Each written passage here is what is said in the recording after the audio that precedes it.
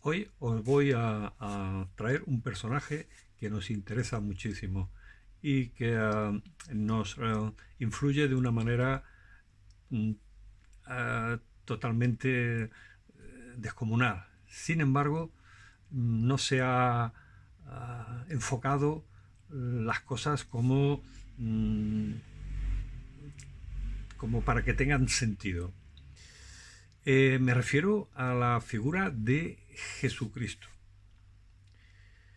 Jesucristo, un personaje ahí que parece que ha venido del más allá, ¿no? Un personaje que nos tiene cautivados y además nos, eh, nos acongoja un poco como un ser eh, superior, llegado directamente del creador del universo.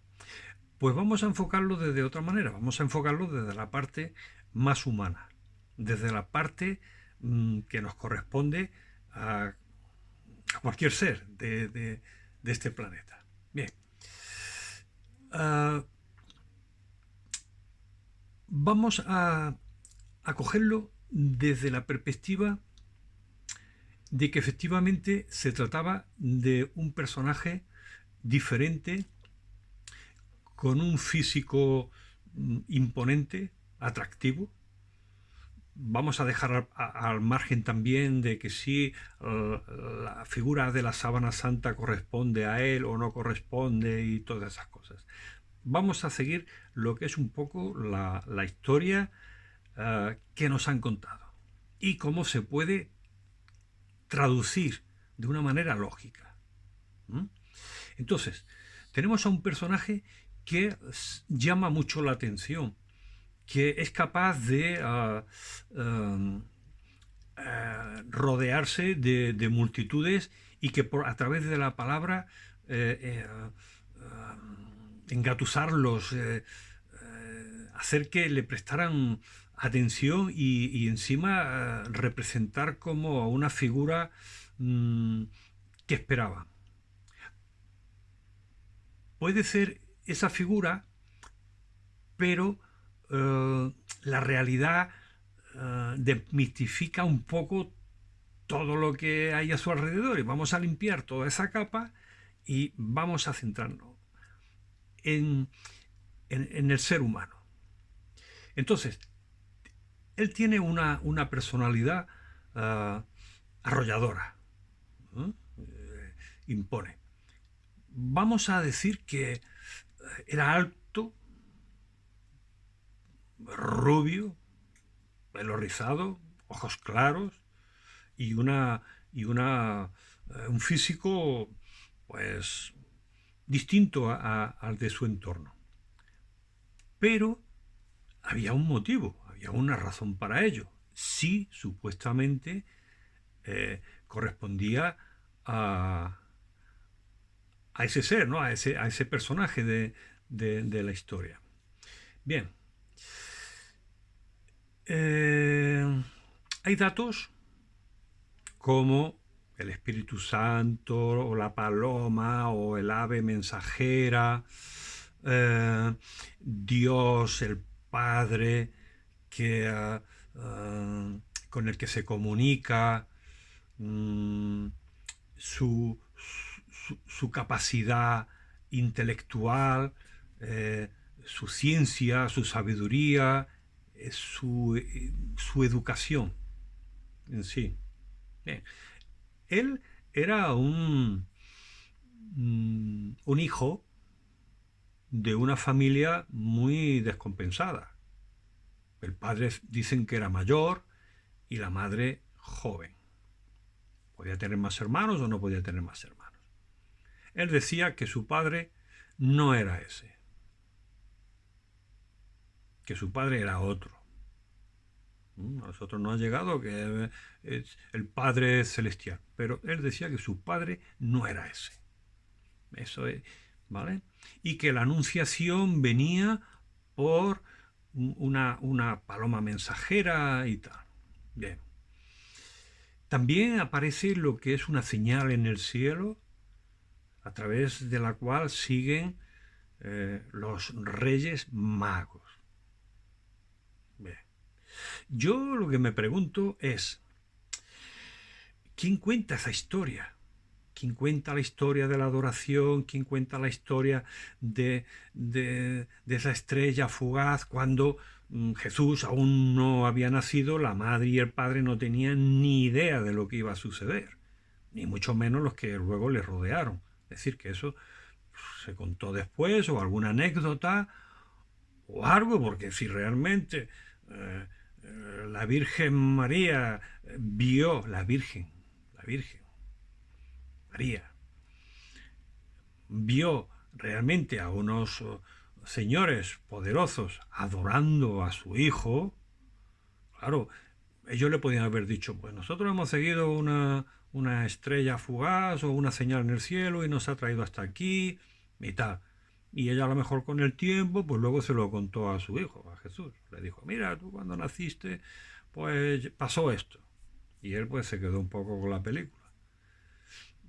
No hay otra manera de saber cómo sucedió eso, porque tampoco hay mucha narrativa de la vida de este personaje o de este hombre. ¿Vale?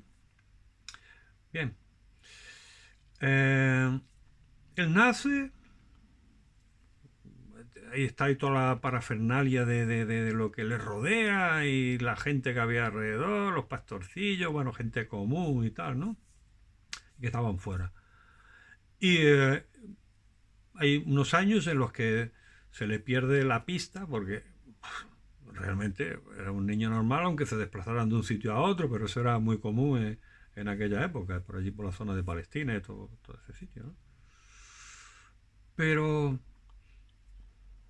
vamos a tener en cuenta una cosa. Según las malas lenguas, puede ser que María, al ser su marido muy mayor, hubiera tenido una relación extramarital o allí con un soldado romano.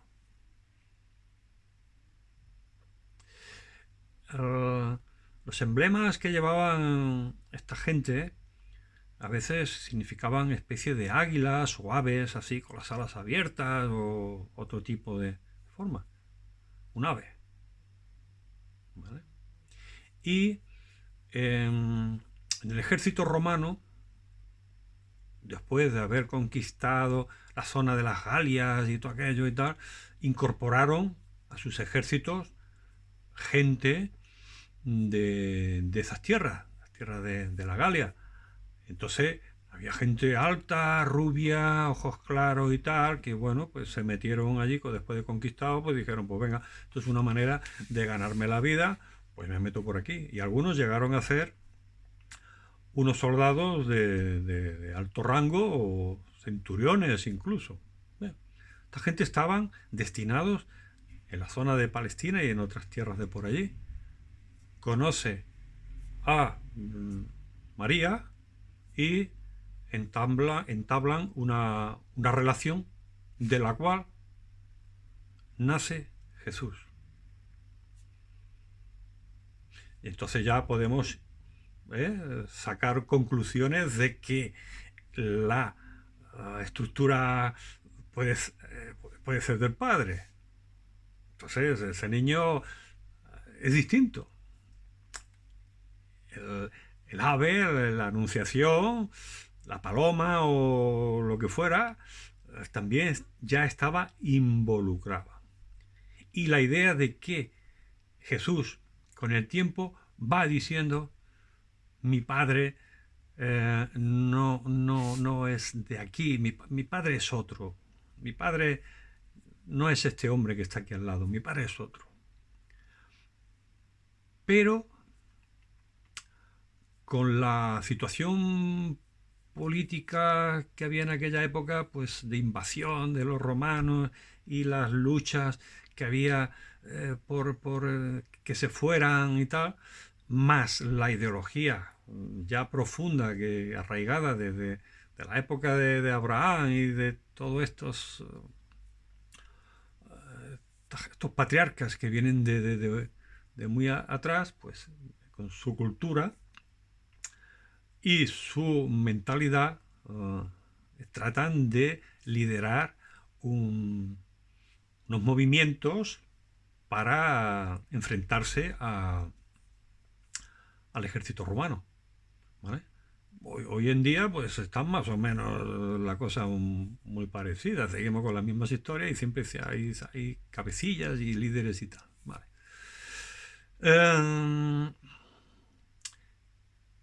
Jesús parece que tiene buena cultura,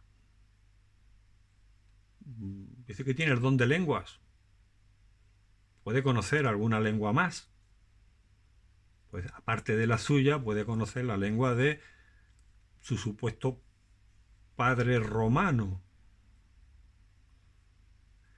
puede conocer algo más que le hayan enseñado, las enseñanzas del padre.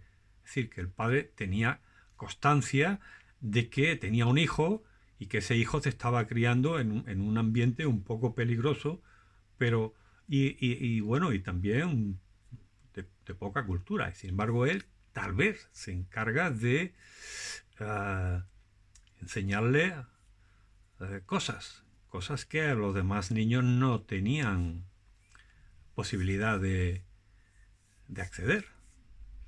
Bueno, se va criando en esa, pero él tiene su arraigo y su cultura entre los suyos, realmente entre los suyos. O sea, son los suyos, pero su padre no es de allí. Bien, se va haciendo mayor y lo que pasa, la sangre pues empieza a decirle que tiene que hacer algo por los suyos o por lo menos expansionar, ¿no? sus conocimientos y su forma de entender la vida. Y empieza a moverse y empieza a realizar pues una misión de mentalizar a la gente en dos planos. En el plano de que la violencia iba a traer malas consecuencias, que todo se tenía que hacer, pues como hoy en día sería de una manera más democrática y más inteligente. Es una cultura que le puede venir de otro sitio, de gente que ha conocido culturas muy, muy sofisticadas.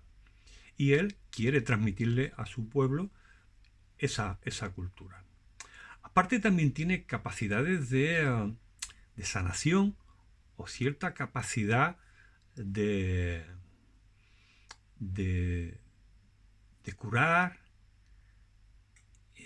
desde una perspectiva un tanto extraña.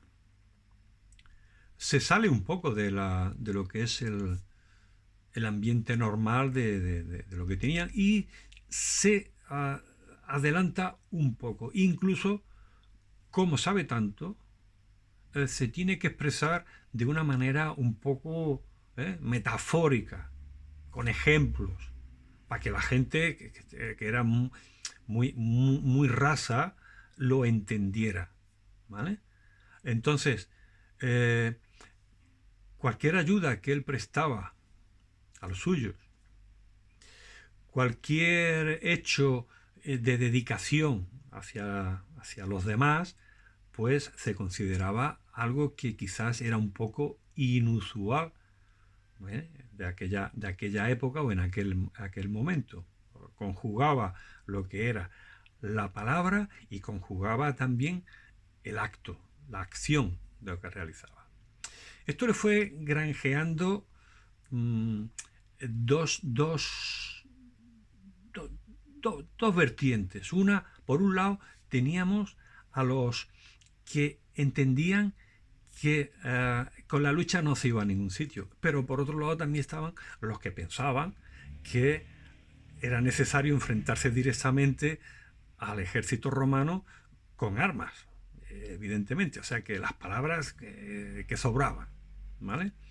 Entonces, por un lado sí que se granjeaba la simpatía de muchos, pero también la enemistad de otros que no coincidían con él. Nadie tenía su foto. con lo cual se podía ir desplazando de un sitio a otro con algunos seguidores que tampoco tenían nada que hacer, por ejemplo, y sabían que por allí ya iban repartiendo, que la gente le iba dando comida y, y que podían dormir y que, bueno, y que estaban en una misión de, de, de hacer que la gente se mentalizara de la situación, ¿vale? Y este Jesús, pues a su vez también ejercía un poco de maestro, de enseñar, el maestro, el que ofrecía a la gente su conocimiento, pero dosificado de alguna manera. Pero claro, va subiendo el nivel de lo que él quiere o pretende conseguir, y también por otro lado empieza a molestar a los que están un poco en connivencia con los romanos. Evidentemente, gente de alta posición social. Yo pienso que el padre, este soldado de alto rango romano, iba siguiendo un poco los pasos de su hijo, porque le preocupaba. Es decir, se entiende que después de muchos años, pues este, um, este soldado, o si no estaba directamente allí ya en la zona de Palestina, al menos sí que tenía bastante influencia para que otros en determinado momento pues pudieran protegerlo de los propios romanos. ¿Vale? Eran como infiltrados y de cuidado que este es el hijo y no le vayáis a joder mucho. Entonces, la situación en ese momento ya empieza a ponerse un poco más delicada, porque cada vez va generando más simpatía, más masa que eh, eh, los romanos entienden que eso es un peligro que puede provocar un alzamiento de magnitudes, y que lo consideraban pues como un líder que podía bien encabezar pues un gobierno alternativo o cualquier cosa de estas.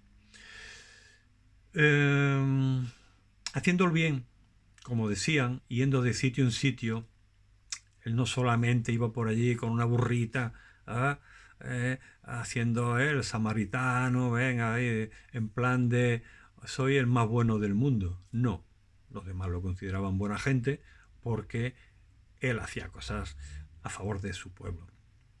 Pero la intención real de él quizás era anunciar la llegada de algo nuevo, de algo diferente, de algo nuevo, de algo diferente para aquella zona, para los suyos, no de forma universal. No sabía nada de lo que estaba pasando en América, o lo que está pasando en Australia, o lo que está pasando en la China. Sabía lo que estaba pasando allí, ¿vale?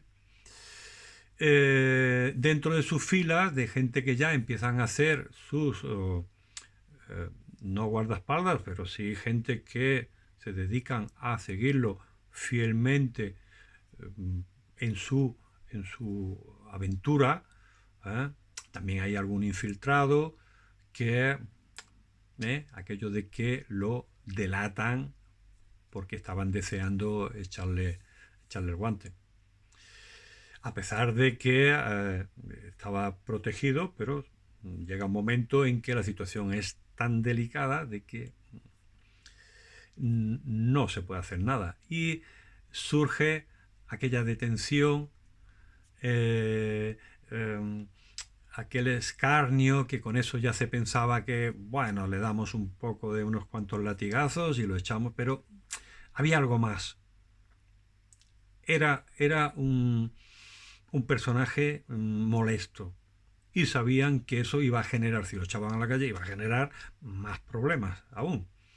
Con lo cual, uh, lo que es la historia comenta de que llegaron a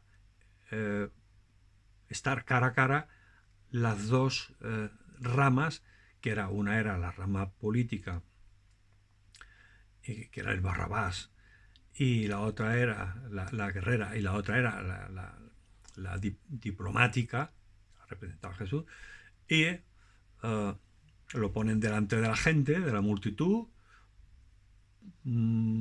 para decir que a quién querían salvar. Yo creo que eso lo hizo Herodes, o el que estaba allí, de Poncio Pilato, de buena manera, para intentar salvarlo, para intentar que la gente dijera, salvemos al bueno, pero no, la gente quería al guerrero, la gente estaba ya harta y quería, con lo cual, al final, tenemos a una persona que estaba intentando salvar a su pueblo, pero que lo que estaba consiguiendo era meterse en unos berenjenales que a él poco le beneficiaban. Con lo cual llega al final la sentencia de tratarlo como a un delincuente más. Ahí ya no interviene de momento nada trascendente, y le espera pues lo que le espera a los ladrones, a los criminales, a los delincuentes y a los dejados. Es decir, una crucifixión que era una muerte indigna. Cuando eso llega a oídos de ciertas estratosferas, escalas sociales que tenían relación con su padre auténtico, intentarán de algún modo salvarlo en extremo.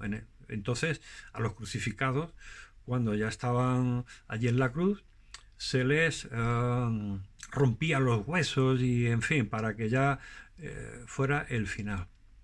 Y a él no lo hacen.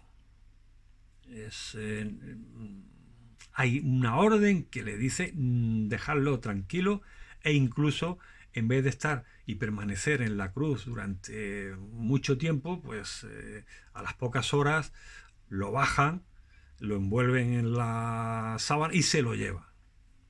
Y se lo llevan a un sitio de una especie de sepulturas de José de Arimatea, ¿vale? Que tenía su terreno, y le hace un favor a la madre o a él, y le dice, bueno, pues depositarlo aquí en este nicho que tengo aquí, en este lugar, esta cuevecita que tengo aquí, y ahí lo tumban y lo dejan allí, pero ven que no está muerto. Muchas heridas, mucho daño, mucho dolor, pero han evitado que falleciera en la cruz. Y de una manera u otra tienen unas atenciones especiales para ver si lo pueden salvar, y durante 3 días, que dice 3 días, pues puede decir una semana, está entre la vida y la muerte. Desciende a los infiernos y de allí sube, y bueno, y al final resucita. Dándolo por muerto, él vuelve otra vez. Pero claro, si se queda allí en la tumba aquella, pues si lo pillan, lo cogen y lo vuelven otra vez a crucificar, evidentemente, porque era un sentenciado. Entonces a él se lo llevan a otro sitio y permanece escondido durante un tiempo, hasta que sus heridas y su estado físico mejora. Pero tenemos otra circunstancia. A él lo conocen físicamente porque lleva el pelo largo, porque lleva las barbas, porque viste de una manera determinada. Y si sale así, pues se lo van a cargar. De nuevo, ¿qué hace? Bueno, pues en aquella época, igual que en esta, pues lo mismo que había pelos largos, pues también había pues una gente pues, que se afeitaban y tenían el pelito corto y se acababa. Pues ¿qué hace? pues cambiar totalmente de look. Se quita su melena, se quita su barba, se quita, y como nadie lo veía, pues a veces no lo reconoce ni Dios.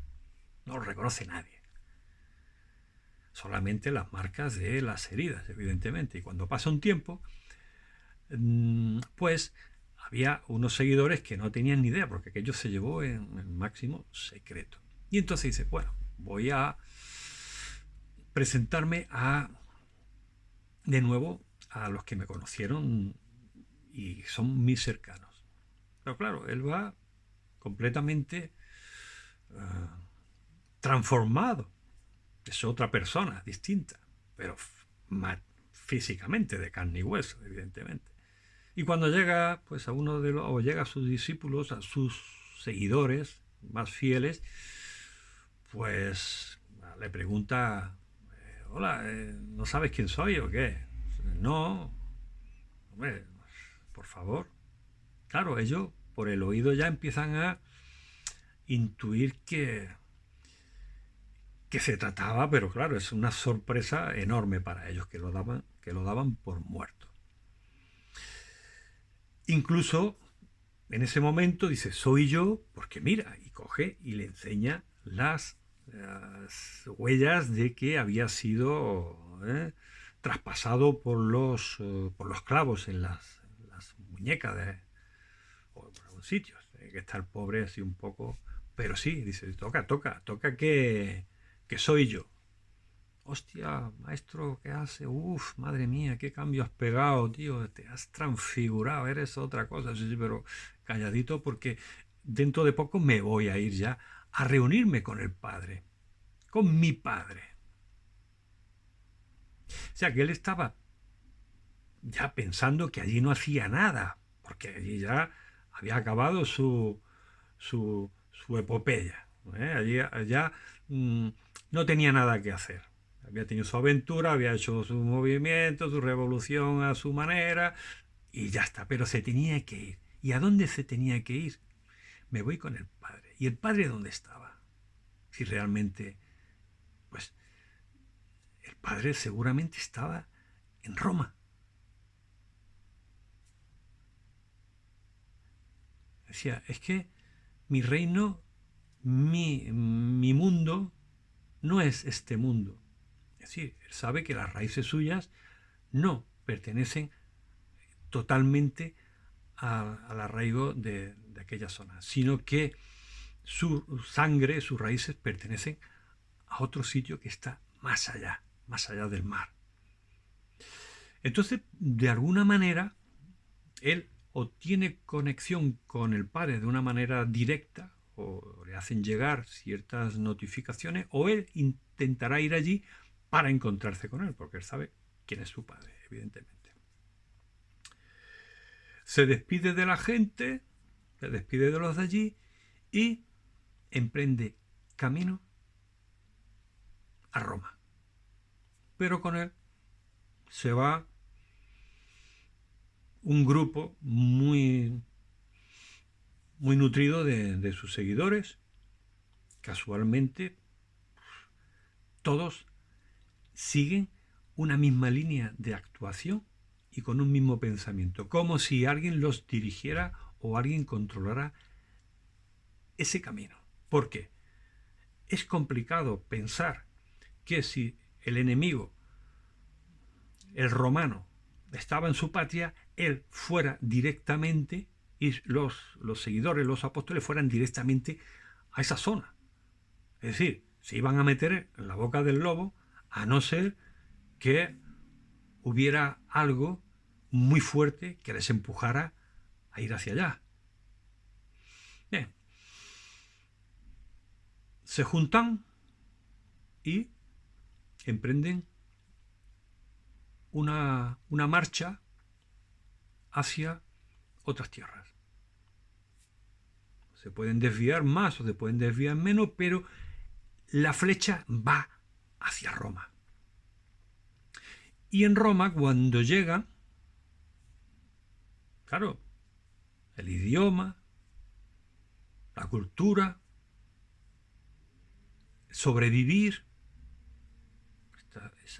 es algo complicado de entender. ¿Por qué no se fueron, pues, a otro sitio de África? O por qué no se relajaron un poco más, sino que van directamente hacia allá?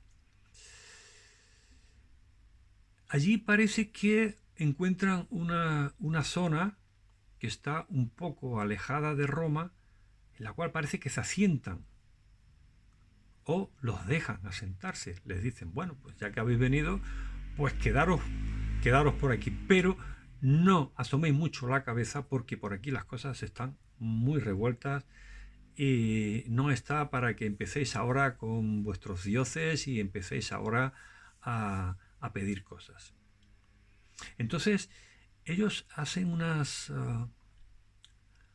se hacen una piña, se hacen una congregación en la certeza y en la fe de que aquello es otra vida, es otro mundo, y que están siguiendo las ideas de un maestro que les dice que su padre está allí y que les va a dar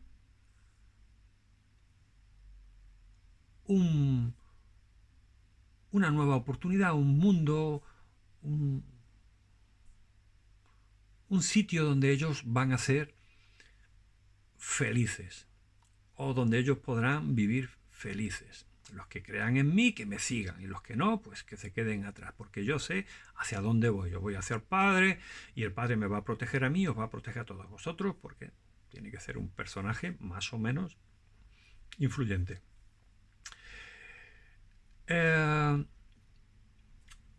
Llegan en un momento bastante chungo para ellos y se tienen que tienen que buscar refugio y empiezan a meterse hacia las profundidades de la tierra, pero bueno, porque sí que pueden, pero de vez en cuando alguno cae, ¿vale? Que lleven su cultura, que lleven su forma de pensar, que lleven todo lo que quiera, pero no os metáis demasiado con eso. Pero bueno, parece que llega un momento en que la casa del cristiano, del seguidor, es una necesidad política, es una necesidad como que yo estoy luchando contra gente que a mí no me está haciendo nada absolutamente, porque son gente que son emigrantes, vienen aquí y yo les tengo que dar un espacio, pero queda bien porque los voy a coger como chivos expiatorios. Casualmente, todos los más acérrimos a Jesús siguen un patrón,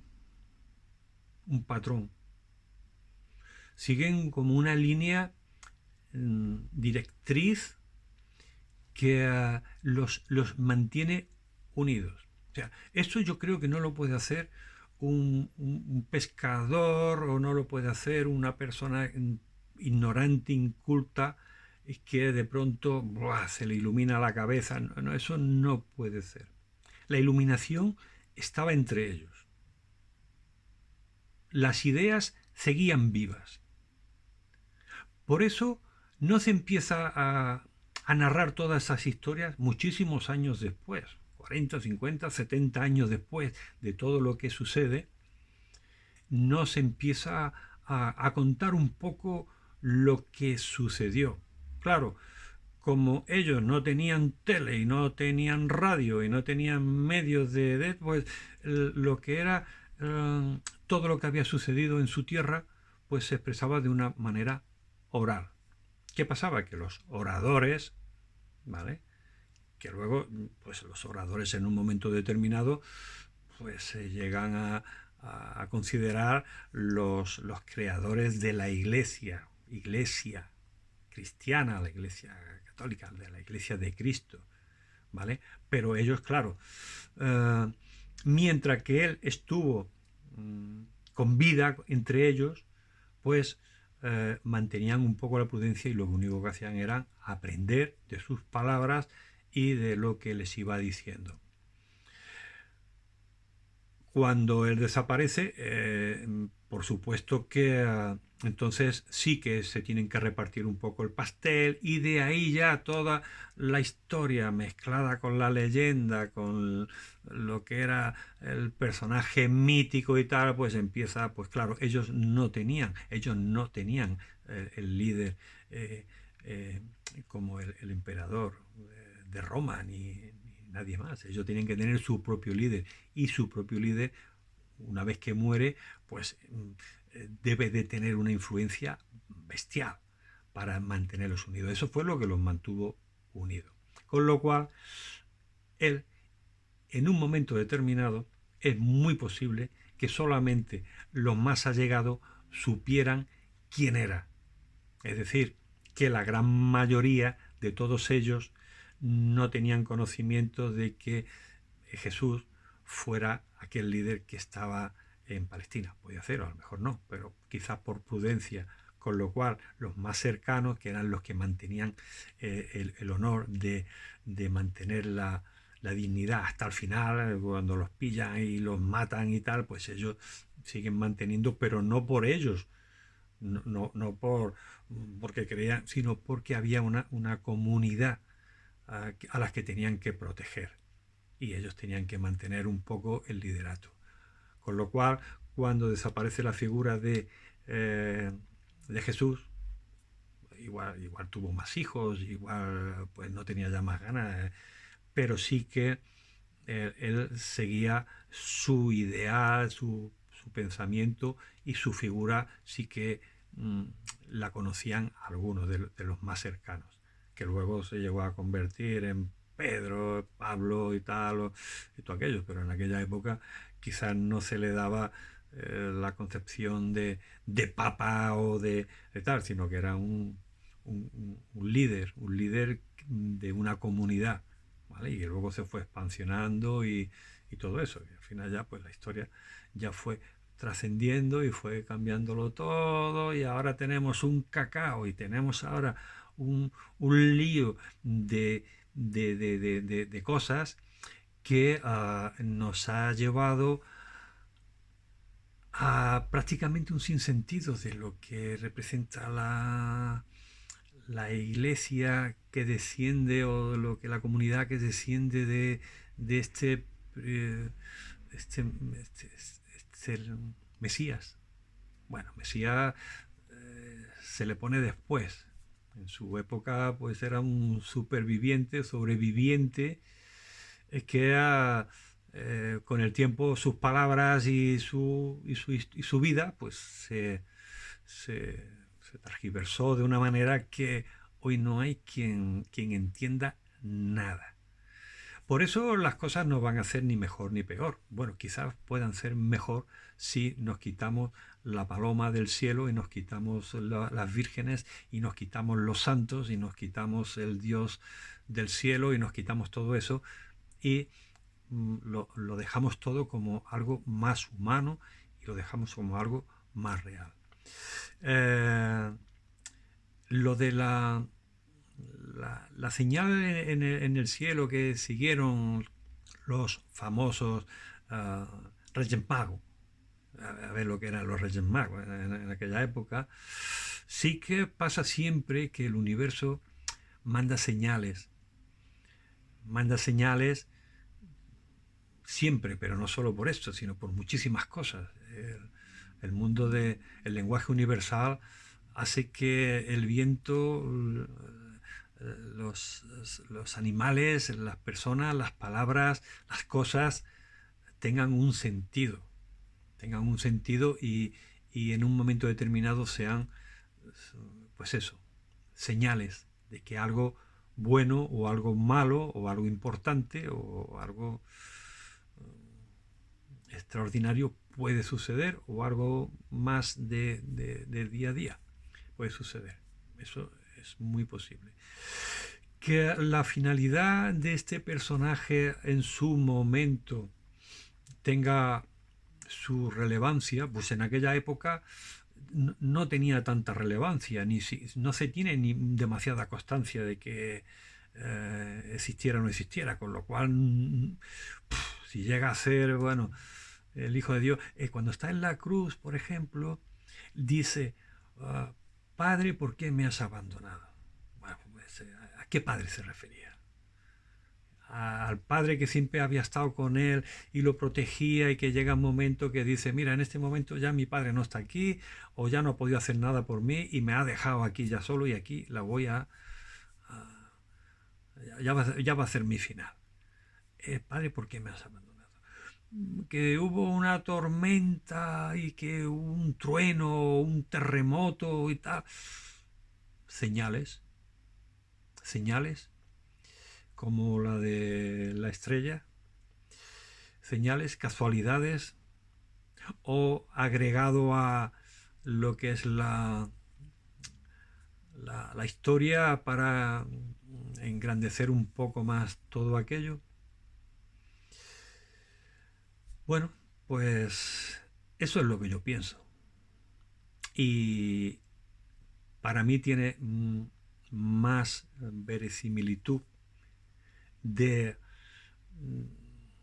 de un hecho trascendente, en cuanto que, mira, en aquella época se hablaba de capturar, de captar a personas, a hombres, en las redes. Hoy tenemos que captar las redes sociales, expandir los seguidores, los influencers.